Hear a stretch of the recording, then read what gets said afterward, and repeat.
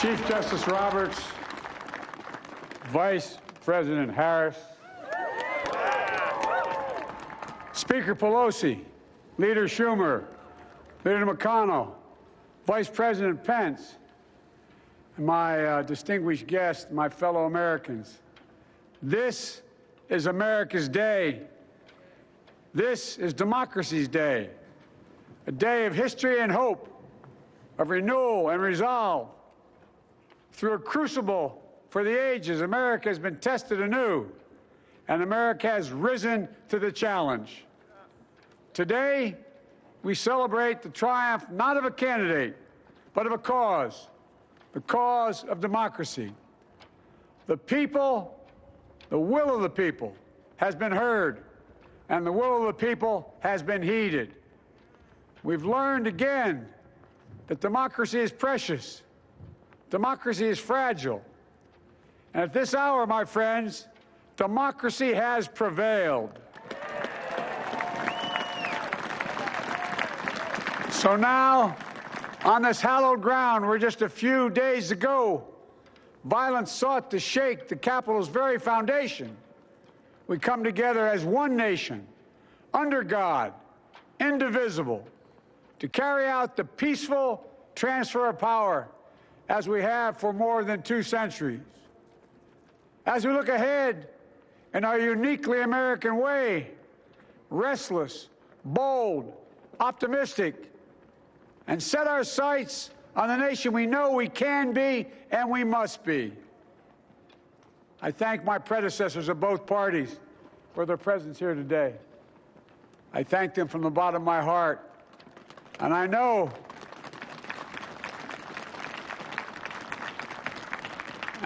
the resilience of our Constitution and the strength of our nation, as does President Carter, who I spoke with last night, who cannot be with us today, but whom we salute for his lifetime in service. I've just taken the sacred oath each of those patriots have taken, the oath first sworn by George Washington. But the American story depends not on any one of us, not on some of us, but on all of us, on we, the people, who seek a more perfect union. This is a great nation. We are good people. And over the centuries, through storm and strife, in peace and in war, we've come so far. But we still have far to go. We'll press forward with speed and urgency, for we have much to do in this winter of peril and significant possibilities. Much to repair, much to restore, much to heal, much to build, and much to gain. Few people in our nation's history have been more challenged or found a time more challenging or difficult than the time we're in now. Once-in-a-century virus that silently stalks the country. It's taken as many lives in 1 year as America lost in all of World War II. Millions of jobs have been lost. Hundreds of thousands of businesses closed. A cry for racial justice, some 400 years in the making, moves us. The dream of justice for all will be deferred no longer. A cry for survival comes from the planet itself, a cry that can't be any more desperate or any more clear. And now, a rise of political extremism, white supremacy, domestic terrorism, that we must confront and we will defeat. To overcome these challenges, to restore the soul and secure the future of America, requires so much more than words. It requires the most elusive of all things in a democracy: unity. Unity. In another January, on New Year's Day in 1863, Abraham Lincoln signed the Emancipation Proclamation. When he put pen to paper, the president said, and I quote, If my name ever goes down into history, it'll be for this act, and my whole soul is in it. My whole soul is in it. Today, on this January day, my whole soul is in this, bringing America together, uniting our people, uniting our nation. And I ask every American to join me in this cause.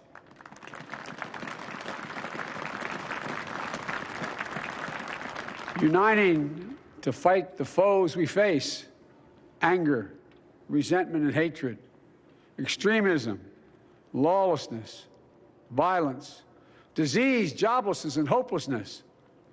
With unity, we can do great things, important things. We can right wrongs. We can put people to work in good jobs. We can teach our children in safe schools. We can overcome the deadly virus. We can reward work and rebuild the middle class and make health care secure for all. We can deliver racial justice, and we can make America once again the leading force for good in the world. I know speaking of unity can sound to some like a foolish fantasy these days. I know the forces that divide us are deep and they are real. But I also know they are not new. Our history has been a constant struggle between the American ideal that we're all created equal and the harsh, ugly reality that racism, nativism, fear, demonization have long torn us apart. The battle is perennial, and victory is never assured.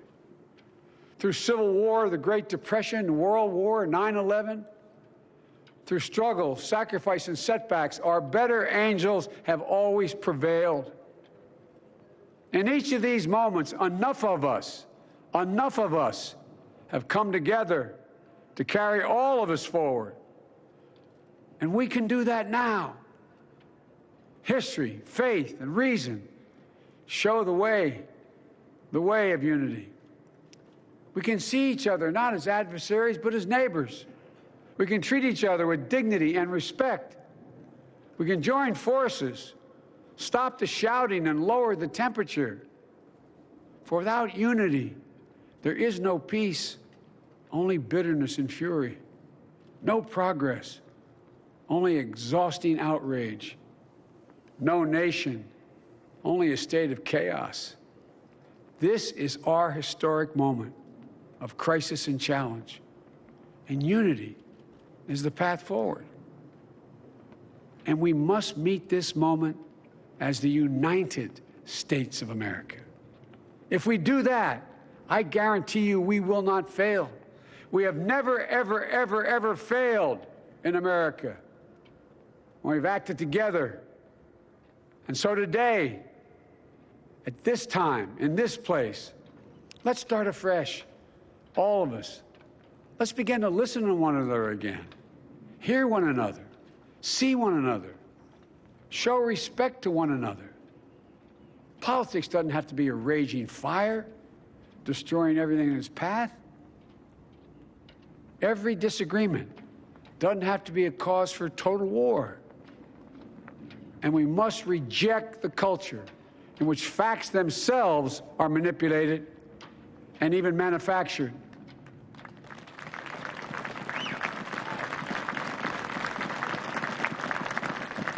My fellow Americans, we have to be different than this. America has to be better than this. And I believe America is so much better than this. Just look around. Here we stand in the shadow of the Capitol Dome, as was mentioned earlier, completed amid the Civil War, when the Union itself was literally hanging in the balance. Yet we endured. We prevailed. Here we stand, looking out on the great mall where Dr. King spoke of his dream. Here we stand where 108 years ago, at another inaugural, thousands of protesters tried to block brave women marching for the right to vote.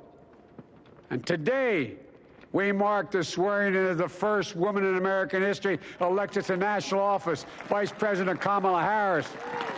Don't tell me things can't change.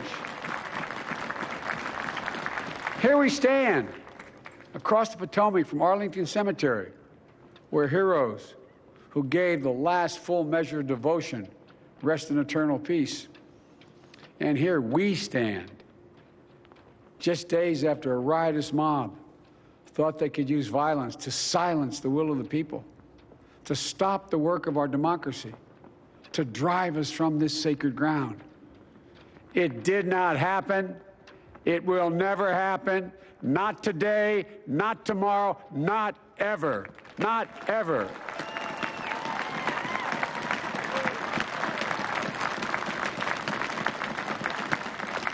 To all those who supported our campaign, I'm humbled by the faith you've placed in us.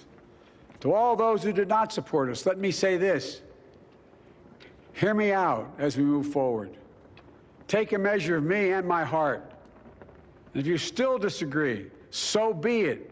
That's democracy. That's America. The right to dissent peaceably within the guardrails of our republic is perhaps this nation's greatest strength.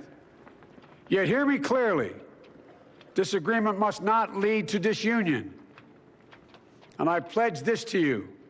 I will be a president for all Americans. All Americans.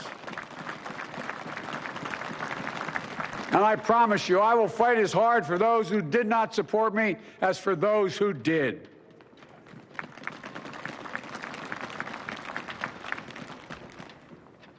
Many centuries ago, St. Augustine, a saint of my church, wrote that a people was a multitude defined by the common objects of their love.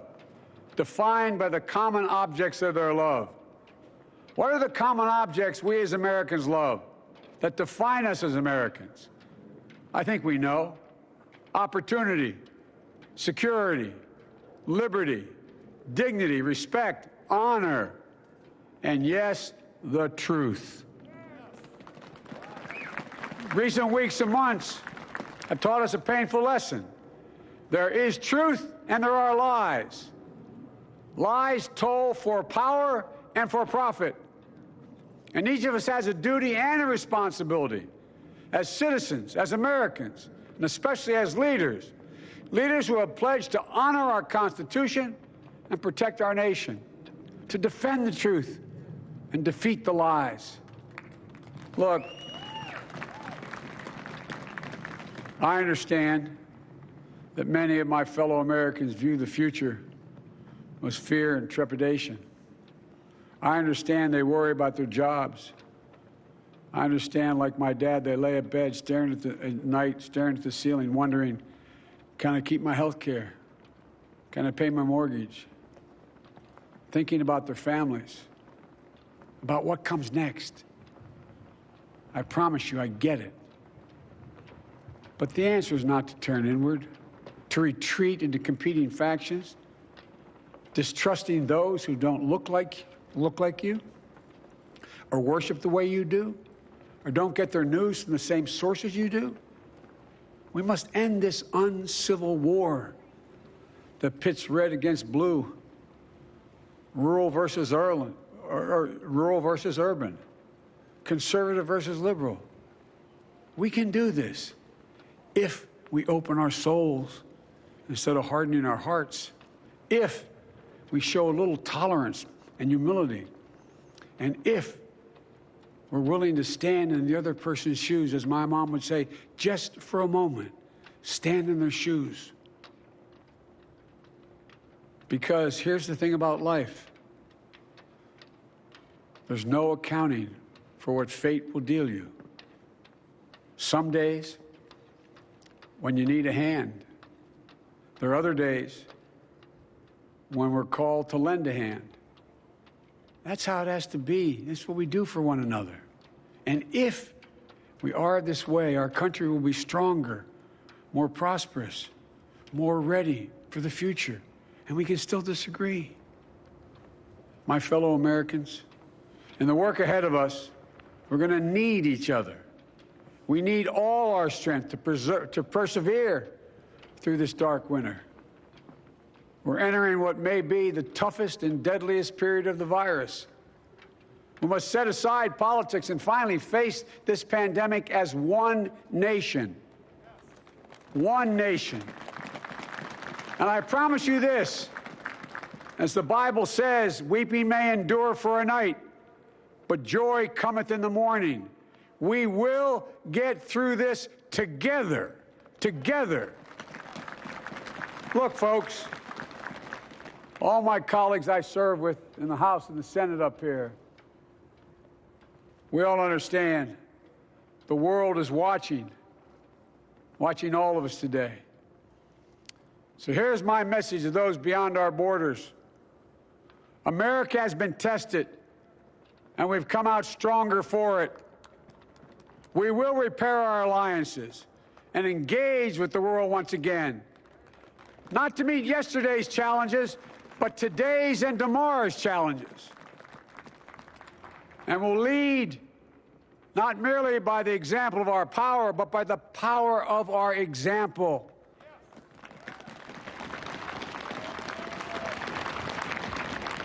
We'll be a strong and trusted partner for peace, progress, and security. Look, you all know we've been through so much in this nation. And in my first act as president, I'd like to ask you to join me in a moment of silent prayer.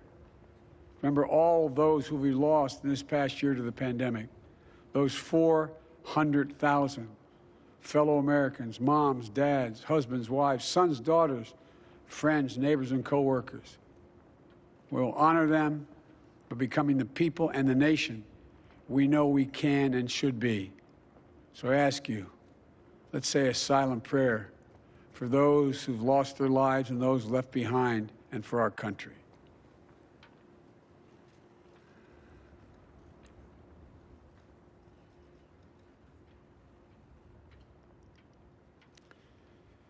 Amen. Folks, this is a time of testing. We face an attack on our democracy and on truth, a raging virus, growing inequity, the sting of systemic racism, a climate in crisis, America's role in the world. Any one of these would be enough to challenge us in profound ways. But the fact is, we face them all at once, presenting this nation with one of the gravest responsibilities we've had. Now we're going to be tested. Are we going to step up, all of us? It's time for boldness, for there's so much to do. And this is certain. I promise you, we will be judged, you and I, by how we resolve these cascading crises of our era. We will rise to the occasion is the question. Will we master this rare and difficult hour? Will we meet our obligations and pass along a new and better world to our children? I believe we must. I'm sure you do as well. I believe we will. And when we do, we'll write the next great chapter in the history of the United States of America, the American story. A story that might sound something like a song that means a lot to me. It's called American Anthem. There's one verse that stands out, at least for me, and it goes like this. The work and prayers of century have brought us to this day. What shall be our legacy? What will our children say?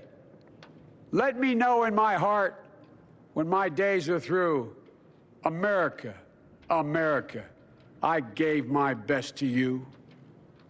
Let's us add our own work and prayers to the unfolding story of our great nation. If we do this, then when our days are through, our children and our children's children will say of us, they gave their best, they did their duty, they healed a broken land. My fellow Americans, I close the day where I began, with the sacred oath. Before God and all of you, I give you my word. I will always level with you. I will defend the Constitution. I'll defend our democracy. I'll defend America. And I will give all of you, keep everything I do in your service, thinking not of power, but of possibilities, not of personal interest, but the public good. And together we shall write an American story of hope, not fear, of unity, not division, of light, not darkness, a story of decency and dignity, love and healing, greatness and goodness. May this be the story that guides us, the story that inspires us, and the story that tells ages yet to come that we answered the call of history. We met the moment. Democracy and hope, truth and justice did not die on our watch, but thrived. That America secured liberty at home and stood once again as a beacon to the world. That is what we owe our forebears, one another, and generation to follow.